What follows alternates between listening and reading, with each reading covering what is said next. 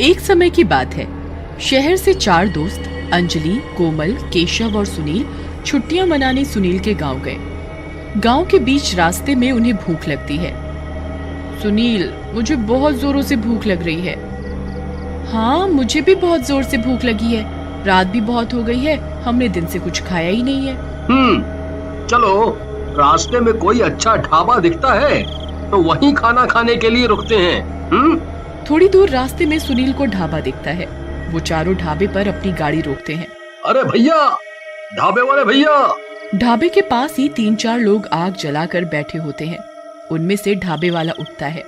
क्या है गया भैया, किसे ढूंढा? तो भैया, कुछ खाने को मिलेगा? हम बहुत दूर से सफर कर रहे हैं और हम बहुत भूखे हैं। अरे भाई, आज तो कछु ना मिलेगा। क्यों? भैया, रात बहुत हो गई है और इस गांव में रात 12 बजे के बाद कोई चूल्हा नहीं जलाता और ना ही कोई घर से बाहर निकलता है। ये बात सुनकर चारों दोस्त हैरान हो जाते हैं। अरे भैया, ऐसे कैसे हो सकता है कि कोई भी रात को बाहर ना निकले? नहीं बाबू, यहाँ कोई 12 बजे के बाद बाहर नहीं जात।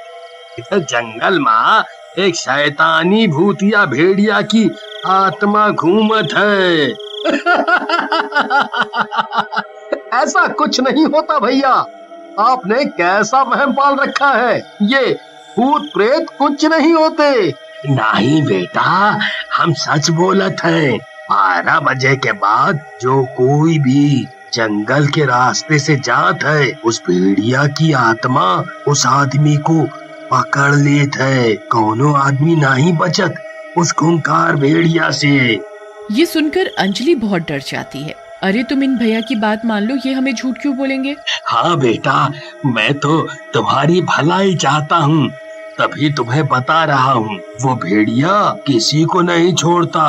उसका मुंह आदमी का है और शरीर भेड़िए का। बहुत ही डरावना है। वो जिस भी आदमी की जान लेता है तो वो आदमी खुद ब खुद शैतानी भेड़िया बन जाता है। अरे सुनील, तुम छोड़ो ये सब बातें, हम आगे जाकर दूसरा ढाबा ढूंढते हैं। वो चारों गाड़ी लेकर आगे जंगल के रास्ते पर निकल जाते हैं। बीच रास्ते में उनकी गाड़ी खराब हो जाती है। ओफो, अब ये क्या हो गया गाड़ी को? चलो बाहर चल के इंजन में देखें, कोई खराबी तो नहीं है। वो दोनों गाड़ी से उतरते हैं और इंजन को देखने लगते हैं। अरे यार, ये तो इंजन ही फूंक गया है। ओफो, अरे अब हम क्या करेंगे? यहाँ तो दूर दूर तक कोई मैकेनिक भी नहीं मिलेगा। तुम चिंता मत करो, तुम कोमल और अंजलि के साथ इधर रुको, मैं पानी लेकर आया। इंजन गर्म हो गया है, हम पानी मारेंगे तो शायद गाड़ी थोड़ी आगे तक चल जाए। ठीक है। सुनील पानी लेने के लिए निकल पड़ता है। थोड़ी दूर जाने के बाद सुनील को कुछ अजीब सी आवाज सुनाई देती है। वो भूतिया भेड़िया होता है। कौन है? कौन है वहाँ? तभी भूतिया भेड़िया सुनील के ऊपर हमला कर देता है।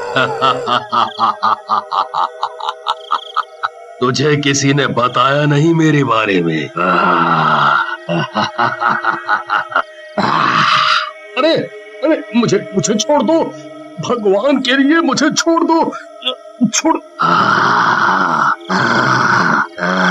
आज तो तेरी मौत है, तुझे कोई नहीं रोक सकता मरने से। अरे अरे, ऐसा मत करो, ऐसा मत करो। तभी भूतिया भेड़िया सुनील की गर्दन पर अपने पैने पैने नाखून से हमला करता है और सुनील को जान से मार देता है। सुनील को मारने के साथ ही भेड़िया सुनील का खून चखता है और सुनील के शरीर के अंदर आ जाता है। मैं किसी को नहीं छोड़ूंगा, जो भी मिलेगा सबको मार डालूंगा। काफी देर इंतजार करने के बाद, अरे बहुत देर हो गई, सुनील अभी तक नहीं आया। कहीं ढाबे वाला सच तो नहीं बोल रहा था? कभी उसे भेड़िए ने पकड़ लिया हो? अरे नहीं, ऐसा कुछ नहीं होगा, तुम चिंता न करो। तुम दोनों यहीं गाड़ी में बैठकर मेरा इंतजार करो, मैं एक बार सुनील को देखकर आया। ये किधर रह गया है? केशव सुनील को ढूंढने निकल पड़ता है। थोड़ी दूर जाकर उसे सुनील मिल जाता है। अरे तुम कहाँ रह गए थे? इतनी देर हो गई, मैं तो डर ही गया था। अरे मुझे पानी नहीं मिला। केशव और सुनील गाड़ी की तरफ चले जाते हैं। वो उधर जाकर देखते हैं। तुम इतनी देर से किधर थे? हम दोनों कितना डर गए थे। अरे सुनील को कहीं पानी नहीं मिला, सुनील, तुम एक बार बैठो, मैं गाड़ी चलाकर देखता हूँ, क्या पता अब गाड़ी चल जाए। केशव गाड़ी में चाबी लगाता है और गाड़ी स्टार्ट करने की कोशिश करता है। तभी गाड़ी खुद ब खुद चल पड़ती है। अरे वाह, गाड़ी ठीक हो गई। अब इस जंगल से हमें जल्दी बाहर निकल जाना है। सुनील के अंदर भूतिया भेड़िया मन ही मन में बहुत खुश होता है। इतने सारे लोगों का खून पीने में तो बहुत मजा आएगा। देखते ही देखते वो चारों अपने ठिकाने पर पहुंच जाते हैं। अगली सुबह केशव और उसके सारे दोस्त नाश्ता करने के लिए एक साथ बैठते हैं। अरे सुनील, तुम इतने शांत शांत क्यों बैठे हो? मैं कब से देख रहा हूँ, तुम जब से इधर आए हो किसी से कोई बातचीत ही नहीं कर रहे। सुनील उसकी बात का कोई जवाब नहीं देता। इतने में केशव की माँ पूनम उनके लिए खाना लेकर आती हैं। चलो बच्चों, तुम सब गर्मा गर्म नाश्ता कर लो। नाश्ते में पराठे, दही, अचार, ब्रेड सब होता है।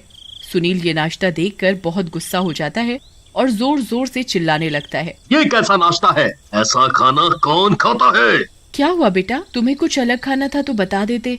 मैंने तो बल्कि तुम्हारे पसंदीदा पराठे बनाए हैं। ये पराठे भी कोई खाने की चीज है क्या? पूनम ये सुनकर हैरान हो जाती है। सुनील तो हमेशा घर आकर मेरे हाथ के ही पराठे खाता था, फिर आज ये ऐसे क्यों बोल रहा है? फिर तुम्हें क्या खाना है बेटा, मुझे बताओ, मैं तुम्हारे लिए जल्दी से बना लाऊंगी। मीट, मीट, सिर्फ मीट खाना है मुझे। ये सुनकर वहाँ बैठे सब हैरान हो जाते हैं। अरे सुनील, तुम कब से मीट खाने लग गए? तुम्हें तो मीट कभी पसंद ही नहीं था। तुम तो मीट को देखकर घिन करते थे। मीट के साथ मुझे खून की चाय चाहिए और मैं सिर्फ वही खाऊंगा। तभी अंजलि की नजर सुनील की गर्दन पर पड़ती है। अरे सुनील, ये तुम्हारी गर्दन पर क्या है? तुम्हें ये चोट कैसे लगी? सुनील, अरे कुछ नहीं, जंगल में जब पानी लेने गया था तो झाड़ियों में गिर गया था। सुनील खुद ब खुद मीट की बात भूलकर चुपचाप पराठे खाने लगता है। देखते ही देखते सुनील पराठे खाता ही जाता है। अरे बेटा, तुम तो बहुत भूखे हो। सुनील 25-30 पराठे खा जाता है।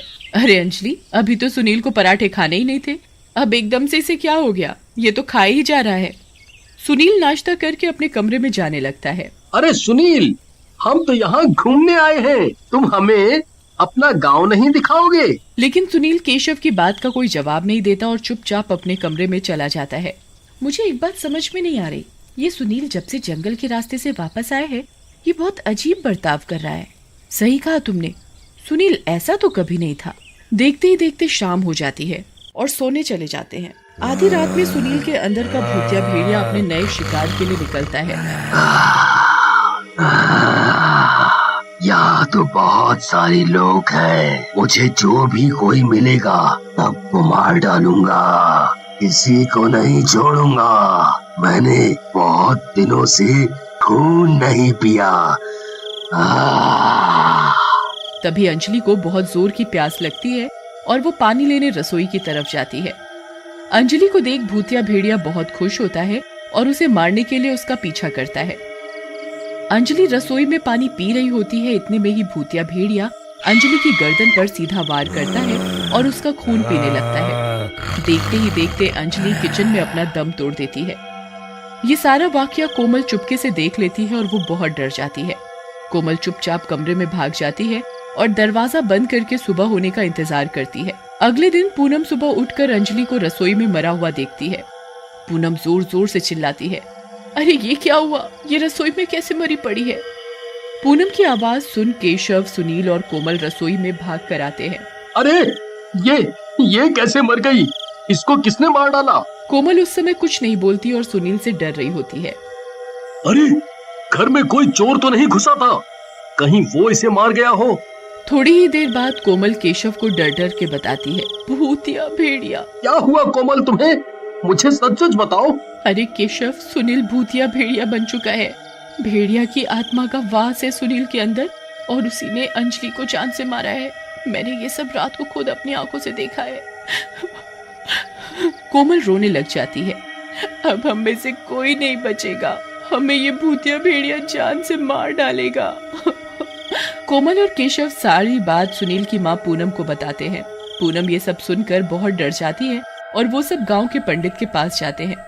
अरे पंडित जी, अनर्थ हो गया, अनर्थ। क्या हुआ बच्चे? मेरे बेटे को जंगल वाले भूतिया भेड़िए ने मार दिया है और अब वो सबको जान से मार रहा है। इसका एक ही उपाय है मेरे पास। क्या? पंडित मंदिर में शेरावाली माता की मूर्ति का त्रिशूल पूनम को थमा देता है। आज रात जब भी वह भूत या भेड़िया किसी का शिकार करने निकले तो उसके पेट में बिना सोचे ये त्रिशूल मार देना, वो वहीं का वहीं मर जाएगा। ठीक है पंडित जी। पूनम और सब बच्चे घर की तरफ निकल पड़ते हैं। रात होने के साथ ही सुनील के अंदर का भूतिया भेड़िया फिर किसी को मारने की तलाश में निकल पड़ता है।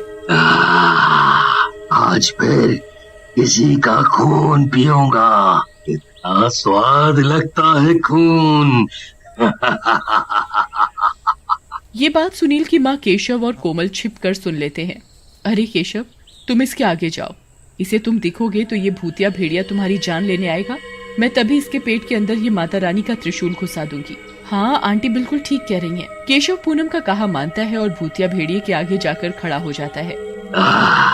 तो फिर आज तेरी मौत है। आज तेरा खून पीऊंगा।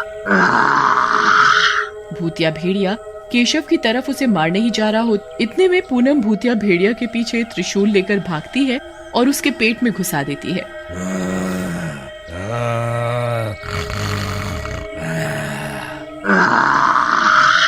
त्रिशूल घुसने के साथ ही भूतिया भेड़िया मर जाता है और सबकी जान बच जाती है।